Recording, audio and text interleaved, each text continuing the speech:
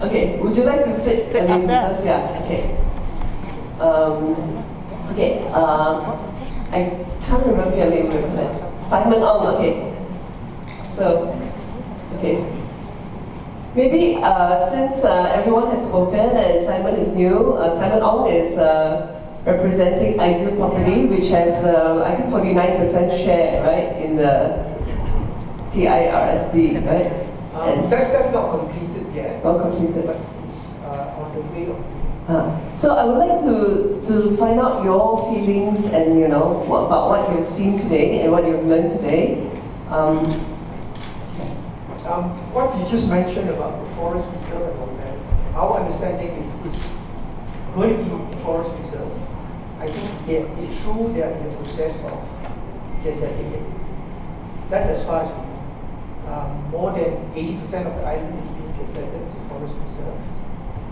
Our development will be only related to about 75 acres, that's all.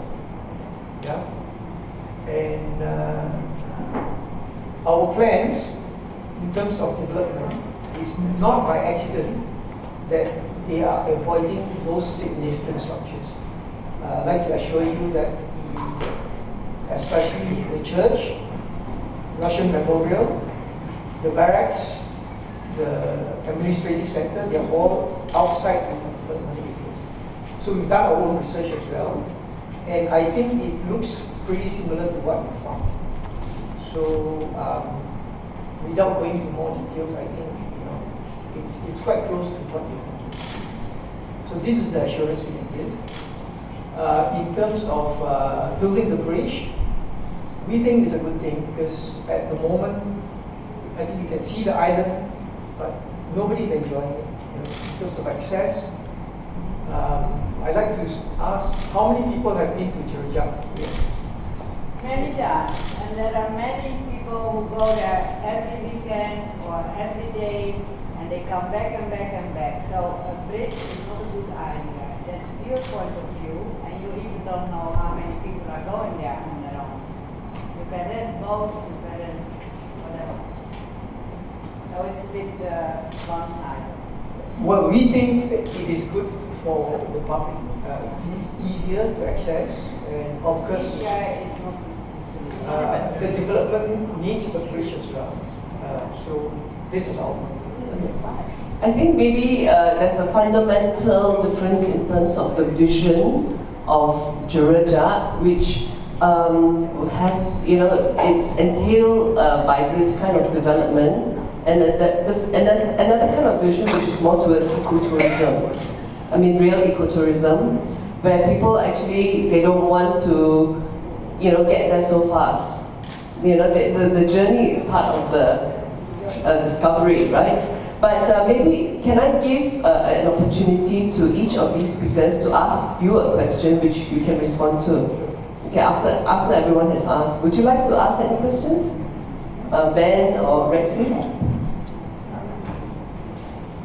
Or Mike? Do you have any questions for Simon? I'm not sure if this is a question or if it's a statement that I'd like you to respond to. The point has already been made that if we take the church as the kind of perfect example, the church is on state land. It is neglected, it is deteriorating, and if somehow a blanket freeze was put on the whole island, if someone said, okay, that's it, no development, then obviously over the next 10, 20, 30 years, the church is going to fall down and we'll be left with a pile of bricks. So using just the church as an example, and what I'm saying about the church applies to other structures as well. Doing nothing, in my opinion, is not an answer. Preserving the island if you say that, you're trapping yourself in language because you're not preserving it. You're allowing things to continue to decay. So, as Simon mentioned, most of the significant heritage structures are in fact on state land. And you've been hauled out here this morning in front of all these people. Unprepared. But what's yeah, I do have a question actually. My question is, what is your response to the idea that most of this stuff is state land, and what you're proposing to do is on other areas of the island? So, why should it be your concern what happens to these heritage structures? What's it to do with you? Well, I think the state is actually making use of the development, so to say, to fund the conservation of those significant structures. We have to fund the conservation of the Catholic Church, Russian Memorial, the quarantine barracks. We have to fund the cycle track, which will be, I think, interesting to the public. It would allow you access to the interior parts of the island, and it would allow you to explore the trails and all that. We've been doing clearing. I think if you look at the photographs of the cemetery you showed, it's very nice. We were the ones who cleared all these things. I think even the barracks that you see, they are in pretty clean conditions. That was done by ourselves. We are continuously clearing those places, but we recognize that those structures are significant. We're not touching them at this moment until a conservation plan has been worked out. We're working with conservation consultants for this purpose. Of course, it has not been made public yet. Oh, who are the conservation consultants? Well, we have spoken to one or two, but they have not been engaged yet. And I hope that the engagement of the conservation consultants, they will be also asked to have this kind of wider stakeholder consultation, with members of the public and the people who have been very concerned about Pulau Jerejak. I would like to ask Ben, since you talk about a state and what do you call it? State park, right? A state national or national park? State park. Okay, what do you conceive in terms of a state park? What kind of management of the environmental and cultural assets would you see in a state park? A very good example of this would actually be to refer to two national parks, because state parks are generally smaller national parks. It's managed by the state government instead of having the federal government looking at it. Well, in a state or a national park, there are of course limited activities that you can do, limited activities that you cannot do. Of course, first thing is that it offers better protection as compared to a permanent forest reserve. What a permanent forest reserve denotes is that you grow that forest, you keep it, but it's a reserve. That means if you need logs, if you need timber, you can harvest from a permanent forest reserve. In a state park, you cannot do so. So state park protects the biodiversity of the place, right? Similar like a national park. In a state park, you are allowed to have, or even in a national park, you're allowed to have things like recreational. You can have campsites. You can have even chalets. If you go to Taman Negara, all right, you go right into Taman Negara. There are chalets provided. There are accommodation, campsites, and all this. And so all this works into passive recreation, not a form of active recreation. Not like bringing people to malls. All this big parks kind of recreation. Theme parks recreation. Another thing very interesting about the state park is that it protects not just what you see on land, but it also extends out to the sea. Now what you must understand is that the channel in between Jerejak and Penang main island, that is relatively shallow, and that is also relatively calm as compared to the other side. And that is where you have the fishes. That is where you have it used as a nursery for fishes and all those things. If you go to Jerejak, even if you stand on Queensway, sometimes you see dolphin pods. Alright? And they're all there because there's food, there's shelter, there's breeding ground. And all this needs to be protected. Right? And it comes under the state park. If it's a forest reserve, then it's just a forest, it's just the trees right there. The state park even protects the people associated to it. So if there are people staying there, like if you go to Taman Negara, we have the orang aslis, we have the natives right there, they're protected. Okay. Since you mentioned, like dolphin pods and the coastline, right? So at the last forum, which was on sustainable urbanization, one of the members of the audience brought up that because of reclamation, I think around Queens Bay, that now, there's been a lot of siltation, right? So whatever you do, maybe in a certain place, may have impacts on nearby places, right? I mean, do you know more about that? A very good example is actually not on Queens Bay, but Straits Key. Alright? I think everyone here is laughing because the reclamation on Straits Key had affected Gurney Drive so much that for the past several years, before the present-day development, Gurney Drive had turned from coastline to mudflats. Alright? Of course, subsequently from that, nature takes its own course. We have the nice mangrove area coming out from the river mouth near Tanjung Tokong. But that is a very clear example of reclamation on one end, and then the effects on another part of the island. Okay, so actually what we've heard today is really about things which have already been decided, as well as things which could have been. So I would like to maybe pose a question to Rexy as a very young Penangite and young Malaysian. What does he feel that he is inheriting? Because if we're thinking about Penang in 2050 or Malaysia in 2050, so much development has already happened. So many decisions have been made. How do you feel about Pulau Jerejak in this context?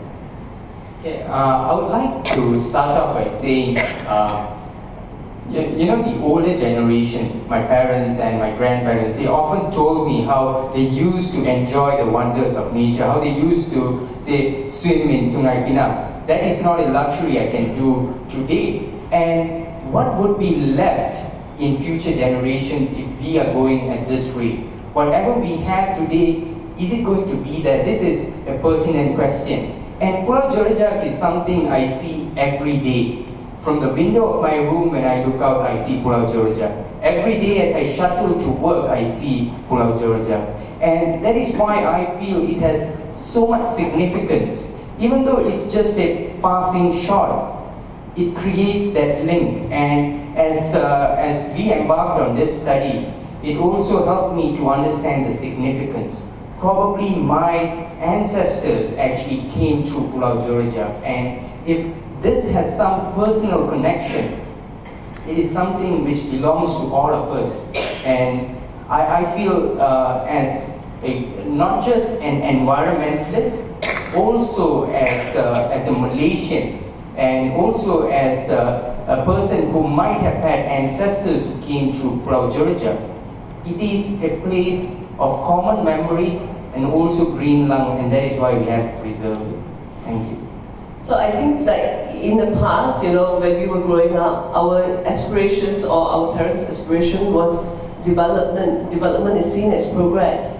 But for the next generation, what they need is connection with nature, right? And so development, if development and conservation, where is the potential for reconciliation and where is there potential conflict? I think we have some time for questions from the floor. Yes? Maybe you can raise your hands and then you can ask the questions one by one and then, we will answer them later. Any questions? Okay. One, Tengku Dora first, and then Hing Ling, and then the person at the back.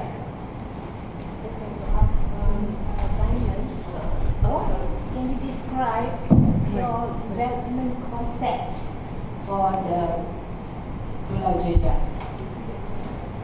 Tengku, I think as far as development is concerned, we are actually still at the first phase of the planning, which is on the west coast at the moment. as far as the theme park is concerned, I think everybody's concerned, but it may not necessarily be a very active theme park. It can be a passive theme park. Yeah? We're still doing the feasibility there. It's quite a big investment, so you just can't do it overnight. So we've got to plan it very carefully. It can be active, it can be passive. The question is the development concept, not your plan. As far as the residential part, there will be some condominiums, there will be some hotels there, and there will be some waterfront sort of F&B dining along the promenade. That's the concept. And then, of course, the other side, there's a possible theme park, but it's not finalized yet. Please introduce yourself. I'm Heng Ling from Penang Forum. I also would like to ask Mr. Simon here about the development that's been planned or approved. I'm not sure whether it's approved on Pulau Jerejak. First of all, I think there are concerns, particularly for conservation, right? Cultural heritage conservation as well as biodiversity conservation. So the concern is with the high population, first of all, that will potentially flood into Pulau Jerejak, which will bring with it its own pollution and problematic destruction of some of these heritage aspects. So I'd like to know if IDEAL has talked about how they can prevent these kinds of further environmental destruction or put in place environmental measures. So for example, you say that you are going to build a bridge, but there won't be cars allowed. So how are you going to prevent people from bringing cars or even motorcycles, motorized transport onto the island? Because this will be one source of pollution. The second thing is, in terms of the people there and the influx of people into theme parks, you will have a lot of plastics being used. How are you going to prevent plastics being littered on the beaches? Number three, there'll be a lot of laundry being done, for example. Are you going to build plants that will process this wastewater? And there'll be a lot of energy being used. So practical measures such as this, and also in terms of in terms of the, are you going to monitor the capacity, carrying capacity of the island, and how are you going to are there going to be rangers going to protect this the natural forest and what people may encroach in and do things that you don't so educational stuff as well as rangering kind of things that can be put up. So I just asked whether IDEAL has a plan to do this, whether can you propose having this engagement with civil society, if you don't have it, to perhaps set up some very concrete measures for this for the way forward. The very short answer to your question is, Emily, I think we're subject to EIA, which we're submitting, as you know. So the EIA will take into account all the questions that you've actually posed. I think in our experience, in Penang Forum's experience, the EIA did nothing for straight ski. Okay, did nothing for Penang Island, for the Penang people who are concerned about environment. The EIA was actually quite ineffective.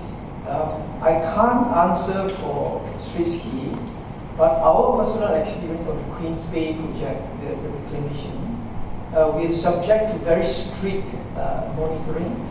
And your concerns about the place filtered up, I think there is, every month we have to do a hydrographic survey.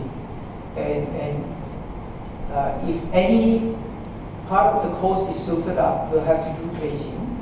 And I'm happy to inform that so far the work that we've done has not caused any and first location around our site. I can't speak for Swayski, unfortunately. Just a further comment, a follow-up on that is that EIA is related to development. So when you say, when we work in EIA, it's subject to the development and the current capacity for that particular lot. Very rarely, or almost, I don't hear EIA taking into concern the surrounding area. Alright, it's not all-encompassing. It doesn't take into account your buffer, probably up to a kilometer radius away from your lot. So, okay. So, what is your comment on that? we actually, I don't really want to comment on the scope of the EIA, but to us, it is already very detailed, and we have to comply. Yeah, and just to add on, of course, there is always a price to pay for development. We just have to find a very balanced approach. Yeah, development has to go on. We are finding the best way to have a balance.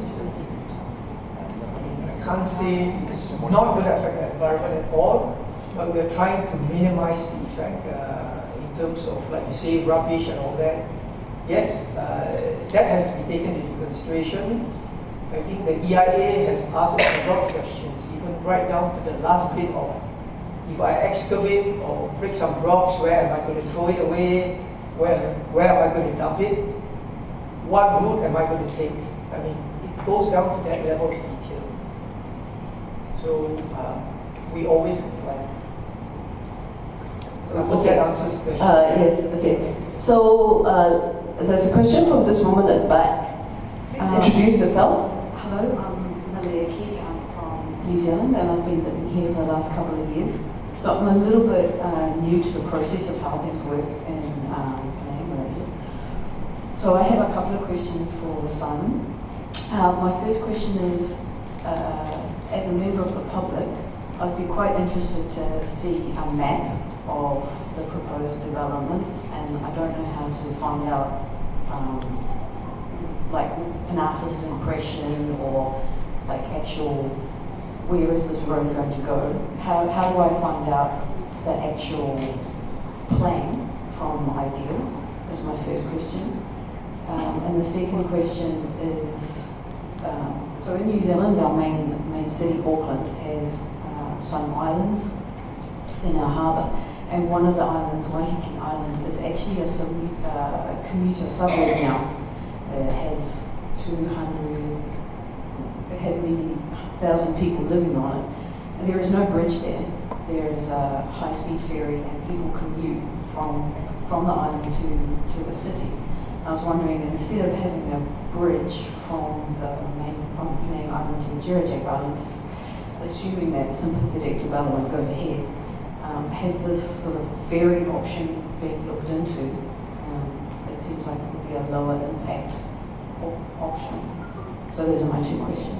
Okay, maybe I'll take, there's another three hands. One is from Datuk Judith Cheng, and Annalise, and then Cecilia. Just very quick, I'm Annalise of the Tanjung Bunga Residents Association. I think the one thing that's clear out of this morning's discussion is that nobody, at least in this room, wants a bridge. And I would like to urge the developers to think outside the box and to see how exclusive their development could be if they have no bridge at all. If they make the place hard to get to. If they have a ferry, slow ferry. We don't need the fast ferries of Auckland.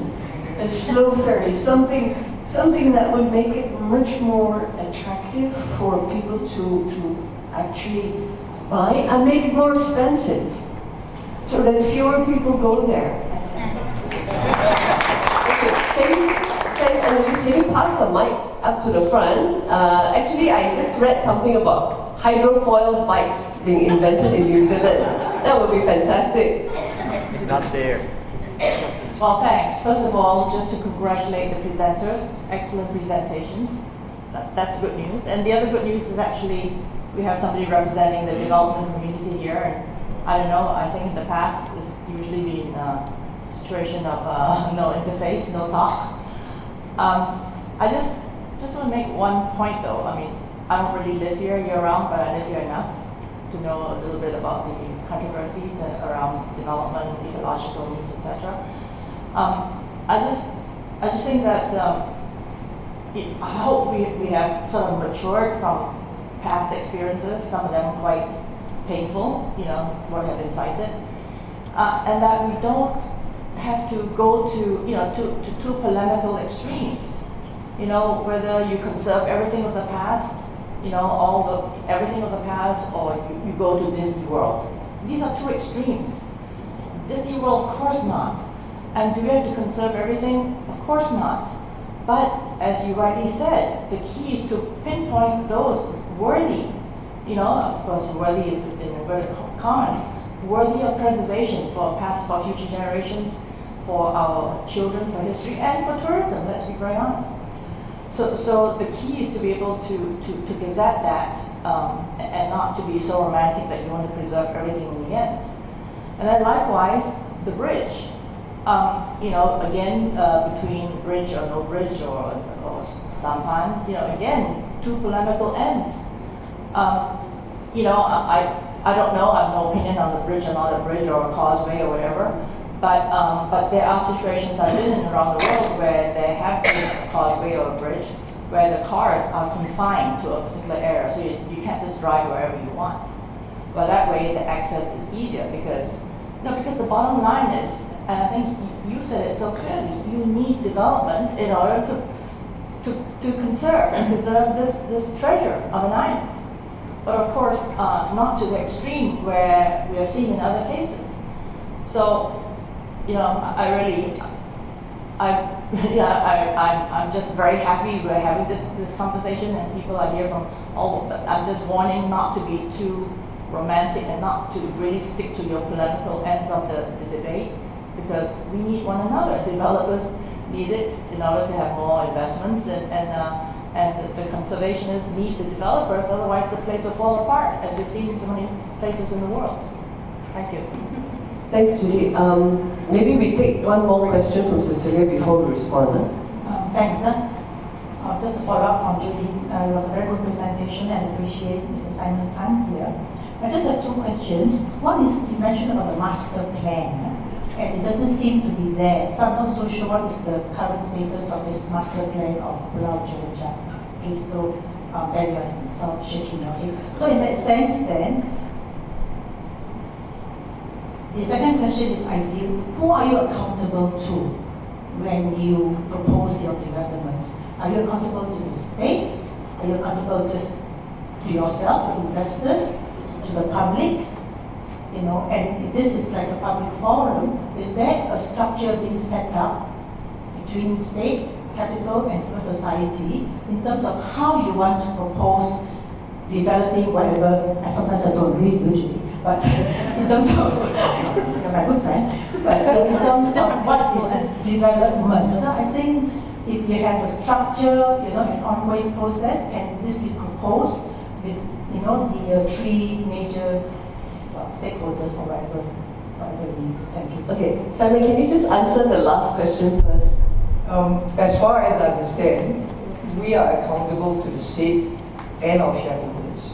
As to the public and the outside stakeholders, I think I will leave that to the state to answer. It's not for me to answer, because all our plans are approved by the state. Because land is a state matter. So approvals and all that comes from the state. So I wouldn't dare venture to answer that third part of the question. So who in the state do you usually deal with? The Majlis, The EXCO. the EXCO and the Majlis, the City Council. The City Council. Has it gone through the City Council as well? The master plan has gone through the state. The planning approvals are going through the City Council. Okay, so you have already submitted some planning approvals? Yes. Some planning applications. Okay. The structure. Okay, what is the structure for, sorry, With a committee, Engagement. what is the As structure? far as community engagement is concerned, my